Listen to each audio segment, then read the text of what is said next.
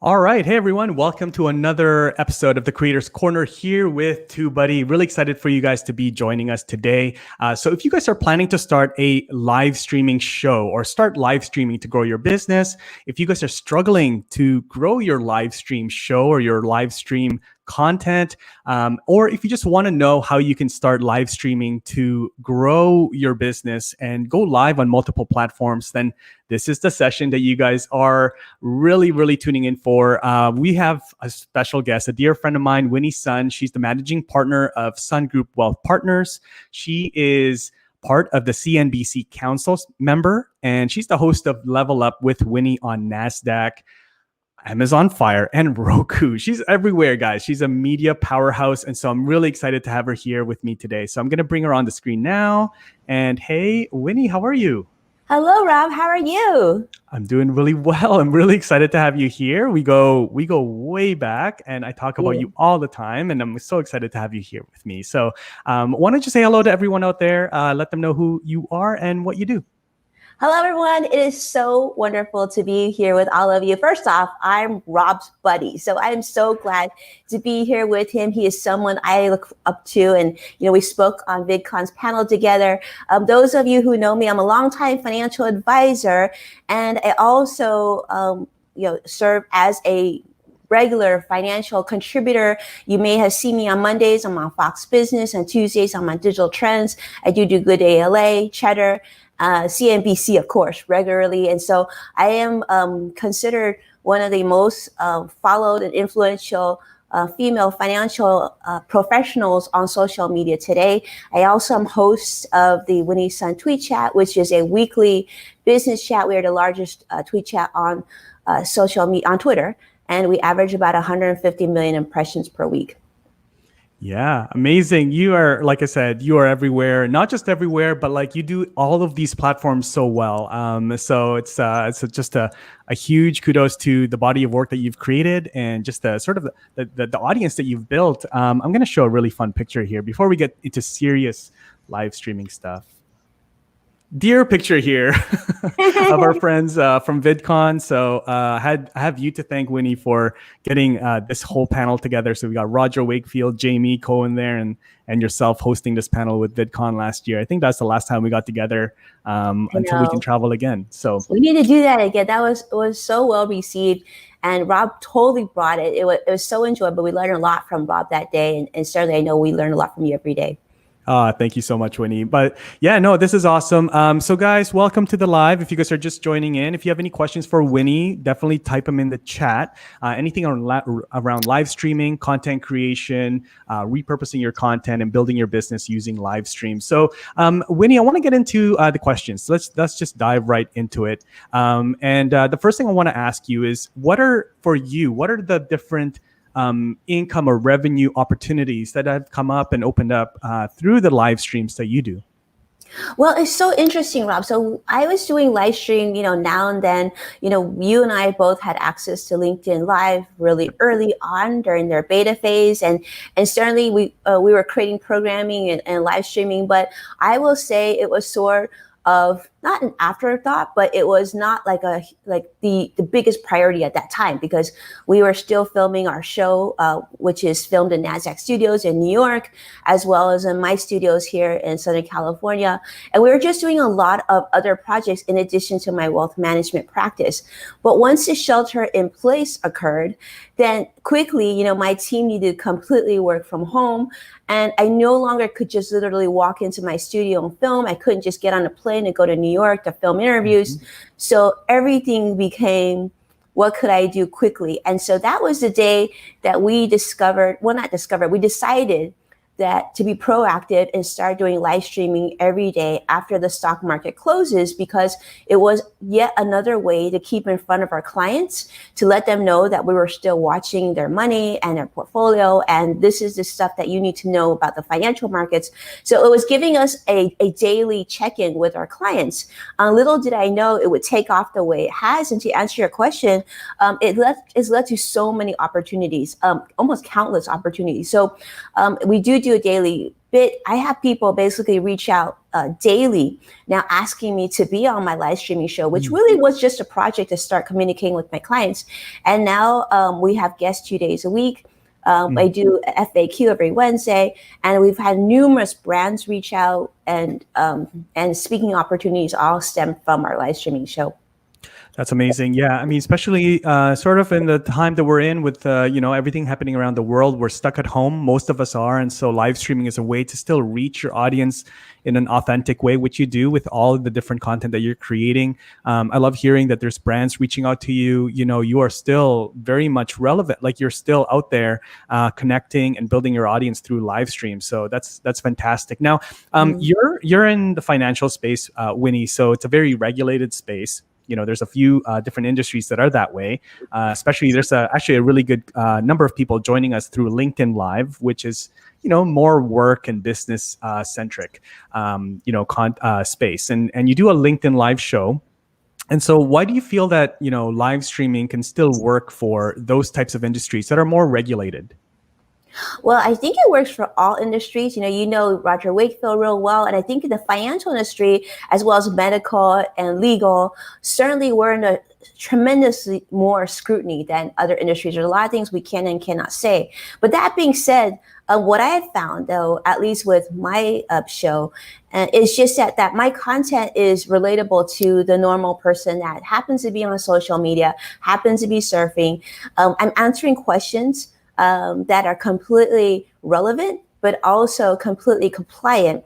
So I don't go on the air and talk about my recommendations on what specific securities to invest in, because that's not allowed with my many licenses. But I can certainly talk about things like the stimulus and talk about things that normal people have an interest in, about like evictions and unemployment. So I think I think there's an opportunity, because most people in our industry, number one, think it's too much work. They just think it's it's too scary, too much work, mostly too much work, or too much of an investment of time and money. Right. But that also gives us an amazing opportunity, because like my parents always told me, the best upside is the hardest work. So just like Rob, you're proof of this too. Look at all that you've built out, and and we both know it's not easy, right? It's not easy to be able to film every day and set everything and hope everything works out properly, and do it consistently. I think that's the key, right? Yeah, absolutely. Yeah, absolutely. Consistency. And actually, there's a really good question here from LinkedIn Live from Paula Rizzo. As far as consistency goes, what have you found to be the most positive when live streaming? So, how often are you live streaming? Just to give everyone out there an idea of the consistency that you have in place. Sure. So I actually committed to live streaming every day the stock market's open, with the exception of that one day when we're out of for respect out of Black Lives Matter, a blackout day, I didn't go live. So I do go live pretty much 5 days a week, Monday through Friday. And I would say the most positive, it's almost every day. Yesterday, I got this amazing message from LinkedIn from one of the followers, just saying like how incredible the information was, how valuable, and most importantly, how knowledgeable, and how refreshingly knowledgeable and generous I was with advice in terms of how to manage your finances. And, that type of stuff just warms my heart, because like later today, in about a couple hours, I'll actually be giving a employee-wide discussion to a major Hollywood studio here, like, a few 100,000 employees. But a lot of people don't see that because it's a private venue. I'll go to a company, we do a private webinar. But when you do it live, you share it with like a universe, and you don't know who it hits. But it's been so rewarding of the different people from different walks of life that have reached out and said that was helpful. And I definitely shared that with my whole family. And to me, that was all I was really hoping for, was to do that for my clients and of course to the public, because I do feel like when we get to a certain level, like this month, believe it or not, this month, I'll have been a financial advisor for 20 years. That's crazy. Wow. I feel so old, right? But I do feel like 20 years of experience working with different businesses of all sizes. I mean, I work from the one person business owner today all the way. I worked with DreamWorks Animation for years, right? And and different families, and even my first investor, all the way to the very, very wealthy. But all that knowledge, so many of us have, but we're not sharing it out. And if we don't share it out, why is it that we don't share it out? Because tomorrow might not come. So I feel like we can give out to the world, and live streaming is a great way to give it out. Plus, I'm creating this great body of work that Rob, you'll appreciate this. That one day, if my kids choose to watch it, like imagine all the things they'll see, right? And they'll be proud of the work that I've done and shared out. And I think it could be an inspiration for them when they get older. Yeah, absolutely. Absolutely. I mean, I love that answer. There's so many things that you can just share it out, be generous with your content. That's what you are doing, every single day. And I think that's a big part of why, people gravitate to you, Winnie, because you are as busy as you are, you're giving information, and you're not holding it back, and you're just helping so many people. And there's a lot of people, like you said, there's a lot of people that benefit from your content that you don't see. They're sitting there, they're watching your content, they're applying, and they're getting so much value from it. So you're just changing lives in that sense as well. So going back to your live streaming journey and learning all the different things and tools and all that stuff, what were like one or two challenges that you had faced, and how did you get through that? How did you get over that challenge? Well, initially, it was like, this was probably about seven years ago. I remember I got onto CNBC.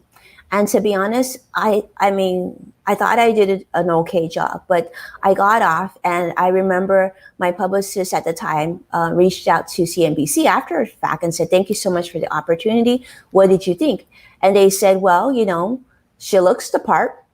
She knows her stuff, but I think there's something wrong with her tongue, And so I didn't understand what they were talking about, having been here my whole life. I was born here in Los Angeles. I never thought there was something wrong with my speaking. I've been doing public speaking for years, and I'm a real introvert. So like that sort of threw me off, and I was really I felt like maybe I should never do this again. I should just do what I'm doing. It's working. Why even go to this route? Someone encouraged me to do television, so I did it. But then I was like, well, that's good. I tried. I don't think I should continue this, right? It's obviously not for me.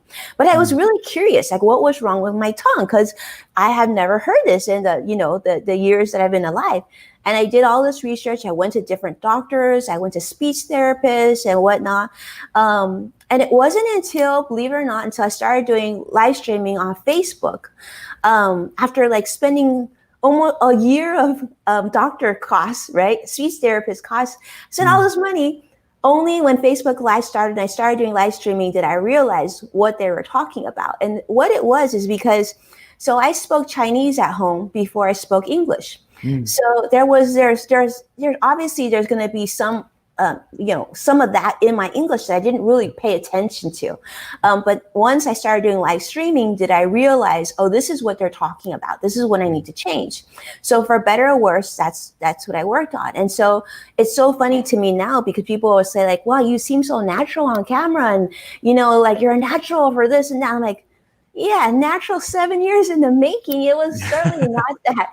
It was so much work. And I think that was my biggest challenge, is to figure out, number one, what was wrong with my speaking abilities. Number two, getting comfortable with the camera and understanding how to speak properly in camera. And then number three was just to finally let my personality out, because so many times I felt like, especially in the financial industry, I had to be a certain way. I had to say things a certain way. I had to discuss certain things because that's what the audience wanted to hear. But then I realized, I wasn't enjoying that sort of shares. I enjoy talking about things real people like to talk about and what my clients like to hear about. Once I got over that and just started doing my own thing, that's when sort of magic happened. That's when it was like opportunity. The doors started knocking as soon as I embraced just being me. I love that. And, those are the things that we need to embrace, as content creators or, as professionals. There's always you're not going to be like the next person. And that's a good thing, isn't it, Winnie? Like, you don't want to be a complete replica of somebody else that already exists out there, and so embrace those things that makes you different, and there's going to be people that will say, negative things, but, focus on the positive. And I love that. That's a great story. And speaking of opportunities then, so with all of these different opportunities, opportunities. What's next for Winnie? Like, what are some of the things that you have, as a team with your team? Like, what are some goals that you guys have with the content that you're creating? Rob, that's such a good question. And it really makes me think a little bit because, in many ways, how we came to creating content was because I have a wealth management business, Sun Group Wealth Partners, been around for a long time. It's an award-winning practice. We've had some wonderful, wonderful clients. Some clients have been with us for 3 generations. So wow. I knew we were a really good wealth management team. I know we are really good in client service. I know we have clients that literally, they like when we get together, they hug us and love us, and they start tearing up and saying how we changed their lives. And I said, if only, when any professional services, it's like this. I mean, you have to constantly keep really refilling your client base, right? Because some clients will retire, they'll start to take out withdrawals, and there's going to be a change in terms of your client base. There's going to be times where you're going to need to bring in new energy, new clients to be able to continue to grow your team and to make sure that your team is not only fairly compensated, but nicely compensated, right? So, I started the industry cold calling every single day, and I actually didn't mind cold calling, but certainly I felt like with Bernie Madoff and the Lehman issues and whatnot, that the financial industry was so tainted and had done bad things to some good people. And I didn't want that to be my reputation. And if you don't build out your brand, that is your reputation. If you're in the financial industry, therefore that's you. So I would go to, this is when we could still go out. I remember going to an event, like a cocktail party event someone invited me to, and then someone would come up and say, "Oh, it's so nice to meet you. What do you do?" And they'll say, "Oh, I work at Google, or I work whatever," and it's like really cool. Like, "Oh, that's great," right? And then they'll be like, "Oh, what do you do?" And I'll say, "Oh, I'm a financial advisor." And they'll be like, "Oh, it's great to meet you, but my friend Sally is over there. I'll be back. I gotta go." So they would literally just like leave you like the plague. Like it was like as if I had financial advisor stink. And I realized it wasn't that they didn't know me, but so it wasn't that they didn't like me. It's just they didn't want to get to know me because they didn't trust me, because what they're hearing in the media is what I am portraying. So until I tell a different story about myself, that's the story being told by me. So I realized that was an opportunity and also a challenge. So therefore, the content we create tells our story, lets people like yourselves get to know me, so that when something happens, so let's say, for example, like Vicky's on with us. Vicky says, "You know what? So my husband just got another job offer. He's going to leave his company, go to the next company, whatever it may be. And he needs a financial advisor because that old 401k needs someone to manage." Then Vicky or someone who's watching might say, like, "I should call Winnie because she's always been here with me all this time sharing information. I trust her." And that was the key, is building content so that people could feel that they trusted me and they understood me. And then by the time they meet me in person, which happens now regularly, like it just did a Zoom call this week, like, "I feel like I already know you." I'm like, "I feel like I don't know you, but I'm sure we'll get to know each other." And then it's like, "Oh, I've heard you say this and that." So it really makes it so it takes away that distrust, because in many industries like ourselves, there's a big challenge in finding new clients, right? And I'm sure even those who are in creative agencies, there's so much competition. So how do you step out from the crowd? You could speak at conferences, but there's only so many conferences. But the great thing is you can build out an audience. You have a venue each and every day to tell your story. The choice is definitely your choice of whether or not you want to tell your story. But I gotta tell you, the great thing is, someone told me this, and I love this. When you create your own show, you can never get canceled, right? No one's gonna tell you you're too fast or you're too slow or the content wasn't that relevant, that interesting. Well, it doesn't matter because you're the executive producer and you're the boss. So whatever you want to do is what you do. And it's such a wonderful benefit. But I will tell you that if you just do this consistently, like Rob, I'm sure is someone that you should follow. Rob, they do this every day, and look at it. It's like you can't help but love Rob. I know Rob personally, so I know he's even sweeter in person than you see on video. But exactly. I mean, this is something, because I know you, but then if people don't, like I always say in business, right? If people don't know you exist, you essentially don't exist. And how good are you to your team if you don't exist? Because if you're not there telling your story and bringing in new clients, then sooner or later, number one, your clients will be in a disadvantage because you can't afford to pay your team properly. So therefore, your existing clients will suffer, which means you'll have to probably increase fees, which nobody wants to do. And then number two, like your incredible team who's dedicated their time to you, you want to make sure that they're well compensated, not just today, but into the future, right? So your job as a business owner, I see it as 70% of your job or of the company's job should be focused in some ways to bringing in new business. That being said, the 30% of your business needs to be rock solid. You need to be top of your industry and so good at what you do so that 70% that's sort of amplifying what you do can amplify something that's truly of impeccable value, right? But that's how you build longevity, and that's how you build a multi-million-dollar business. That's really critical. So that goes hand in hand. Amazing. Ladies and gentlemen, if you guys are tuning in, and you better be taking notes because there's so much to be learned from here. Here's my notes, by the way.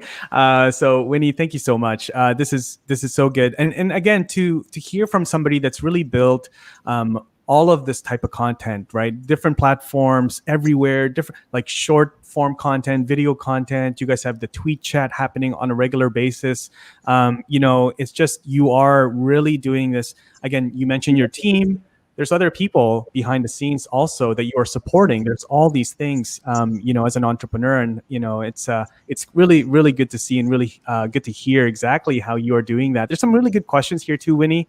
If we have time for a couple of questions, see Marissa. As long as you need. Awesome. So Marissa Kelly is here. Hello, Marissa. She's asking on YouTube Live, what's your advice for new streamers who haven't embraced it yet? You touched on some of those things, but anyone joining us right now, what's some advice for some new streamers out there looking to take advantage of this new sort of like content channel? Well, my advice for new streamers is, number one, obviously, to make sure whatever you're promoting is really, really solid. So I always want to circle back on that because I think so many times we create content for the sake of creating content. I think that's really dangerous to do because it's a time suck, right? It can be easily a time suck. You got to prepare for the show, like Rob and I both get prepared for the show. You got to get the setup done. You got to invest a lot of money in your resources, your lighting, your equipment, everything else. That can add up really quickly. So I would say most cases you should first, number one, make sure your business has really good value and you have a way of profitability, because live streaming and creating content in most cases isn't going to create you the value like your normal boring business will. That's the case for my business for sure. I don't make nearly that much on my content creation as my regular traditional business, right? The other thing I would say is, before you even start live streaming, try to, participate in Rob's live streaming, other people's live streaming, and sort of learn what they're doing and collecting some good information on things that you really like that they're doing, and borrow and adopt some of those things. And then the third thing I would say is maybe start on just one platform. Don't go crazy. Wow. Find one platform, try to do the first 5 so that it's not shared to the audience, just between you and someone else that you know and love, and then record it and then watch it. And I hate it. I still to this day cannot watch myself, but I will tell you, it's probably the best thing to do to get better. You have to watch yourself. Absolutely. From there, learn from, I would say, I know a lot of people disagree with me on this, so I apologize. And if you're in that situation, don't even listen to me because I'm not always right. But I would say, if you're in if you're in an industry where they expect a higher quality broadcast from you, then take that extra step. I think Rob has some great videos on YouTube that I've shared with a lot of people. I said, if you want to know how to do this, because people ask me all the time, how do you set up your studio and this and that? I'm like, I just send them to Rob's content. But you want to set up enough of a setup so it looks how you want your brand to be reflected, right? So I do normal, regular national TV every week. So I don't really have a choice to not do a good job. But the good thing is this is the way I want to be portrayed. I spent some time with my friend Kathy Ireland a couple years ago.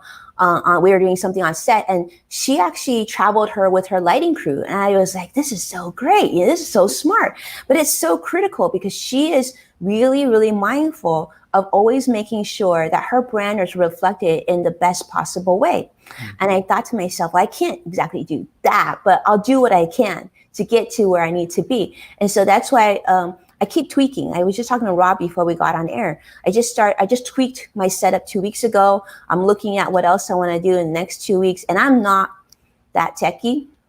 Curtis, my creative director, is amazing, and he has a team too. I mean, we've got some great people helping us, so I feel very grateful. Mm-hmm. But we're small, mighty. I don't even think that I have this huge team. Our whole team is 10 people, and the majority of that is on the wealth management side. So, because it takes a lot to manage, the a lot of money asset bases that we manage, right? So it's mostly wealth management. So it's really mostly people on calculators like myself, watching the stock market.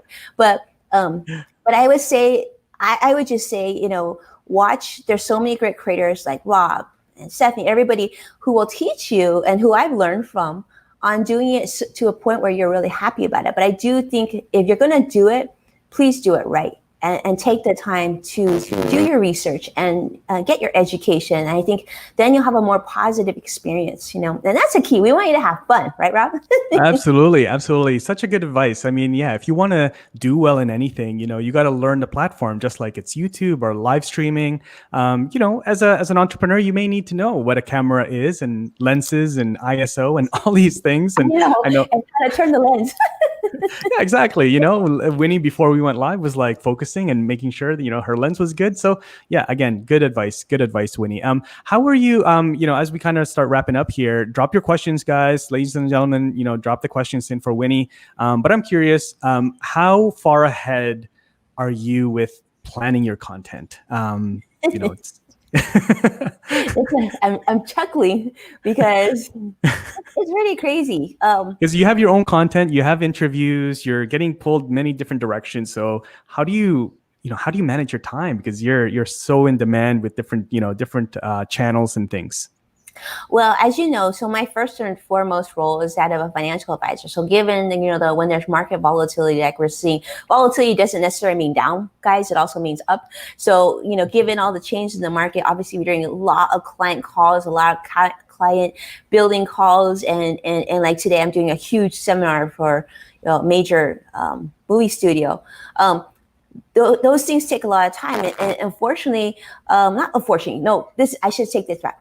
Fortunately, demand is not a bad thing, but it also means that you work really, really hard, right? Just like Rob knows. I mean, 5 days of content means I have to come up with 5 days of content. Plus on Mondays, I do 2 shows. And so it means that basically, you try and schedule it out as much as you can. I'm not the best in terms of planning ahead for content. I'm getting better on that just because you have no choice. You're getting busy and whatnot. You have to pivot. I will say the reason why I'm not good at is by design, because in the financial markets, the market isn't closed until 1 p.m. my time. My show is at 1:30. So I basically have 20 minutes to get my notes together in order to do my show. So I have to talk about how the market closed and why it closed at that level, and what are some things that are important enough for the regular person watching my show that for me to let them know so that they're aware of that. So that's really how it's really kind of crazy. Then on Tuesdays and Thursdays now, as of last week, we just started booking guests just because the show, it gives me more content. Plus the interviews that our producer team back on our show team that really like the interviews that come out from those interviews will then actually have an opportunity to be on my show. And so that's exciting, because now that we're not shooting in studio, then some of those interviews that the team says, oh, those are solid, they actually might be moved in. So it gives my friends and my people who come on my show another avenue. So it's quite a bit of crazy. It's like, it's a lot of busy, but luckily I'm a highly, highly organized person. So that's been a blessing. And since we're at home anyway, I mean, literally every Sunday I work on content for all my national shows. So starting Sunday around 5 o'clock after dinner with the kids, then I literally get on the computer and start working on my notes for Monday, and then Monday for notes from Tuesday. Because the financial industry isn't like a lot of content where you can create ahead of time. This is not, it's really on demand content. So I think that's also the opportunity, right? Because not everybody can work like a crazy person. That also keeps me relevant. Yeah. Yeah, exactly. You're putting the time in that other people aren't doing, and so yeah, definitely doing really well for you, Winnie. So as we part, what's your parting advice for business owners out there, brands, people that represent brands, to start live streaming and even multi streaming on different platforms, to open up those opportunities for business? Absolutely. I think it's a great idea for business. This is such an incredible opportunity. There's more people on social media now than ever. But I would say you should probably spend about 70% of your time finding your viewership, right? Looking for people that could be your viewership that you would want to do business with. That's actually how I handle LinkedIn connections. I'm really proactive in terms of looking for connections that could potentially be either a client or a business relationship in one of my other companies, right? So I don't actually accept invitations on LinkedIn to other financial professionals like myself. And it's not that I don't love financial professionals. I love them. Most of them watch my content. But that being said, on LinkedIn, I want to really capture potential clients. So I always tell them, follow me on Twitter if you don't mind. I just won't accept your connection on LinkedIn. And I think you have to build out your audience. LinkedIn is probably the greatest way to build out the audience because people are looking at your resume, they trust you, therefore they take your connection, and then you should start sharing your LinkedIn content. So I think it has to be really well thought out. You got to have a plan. Like you have to try and build your audience to a point that you're comfortable. Then start live streaming, because the worst thing you want to do is live stream and only have 2 people watch it.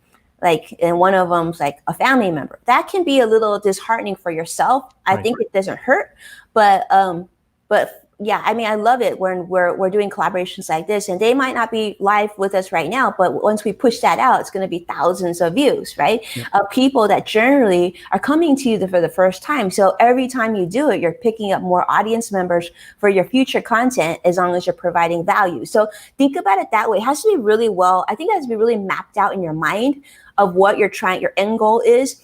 And my end goal and my team's end goal is to bring in new clients and also for other opportunities for the other businesses that we have. It could be brand partnerships. I mean, I'm doing more satellite media tours right now than I can even count. It's so much, but that's one of my most favorite types of work to do.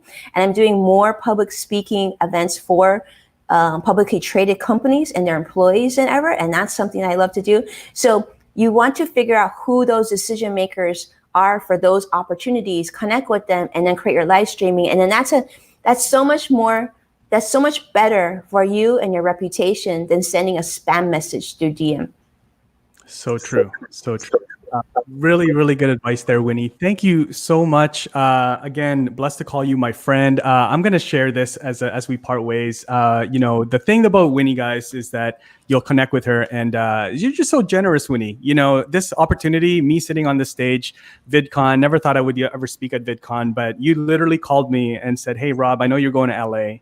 You're going to VidCon. Why don't you speak?" And that moment right there, guys, a lot of people will ask me, when did things really start kind of growing as far as my personal brand and work and things like that. This was the moment, guys. Winnie, you opened up, you're generous enough to open up that door and share that opportunity with me. And that's, exponentially been, very beneficial for me. And I have you to thank for that. So, those are the things that true leaders, I think, really do well, is not just looking for themselves, but also helping others around them grow and, benefit from everything that they're doing. So, Winnie, thank you so much for everything, and really excited that you got to join us here. And we'll definitely have to do this again, and hopefully we can travel again soon so we can visit you guys down there in LA.